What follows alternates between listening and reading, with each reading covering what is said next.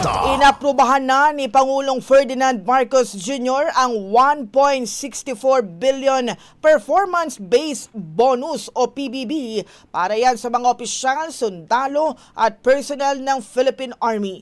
Ayon kay Palace Press Officer Claire Castro, aabot sa 110,688 na kwalipikadong miyembro ng Philippine Army ang makakatanggap ng benepisyo na katumbas ng hanggang 45.5% ng kanilang buwanang sahod para sa taong 2023 depende sa kanilang naging performance. Idinakda kasi na kailangang nasa very satisfactory rating ang performance ng mga opisyal, sundalo at personnel upang maging kwalipikado sa PBB. Binigyang diin ng palasyo na kinikilala ng Pangulo ang sakripisyo at dedikasyon ng mga sundalo sa pagtatanggol ng kapayapaan at soberanya ng bansa kahit marapat lamang na masuklian ang kanilang serbisyo.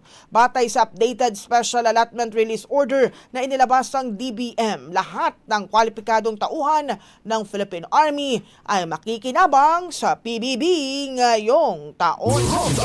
Ang bahaging ito ay hatid sa atin ng PowerCell Soya Coffee. Masarap araw-arawin.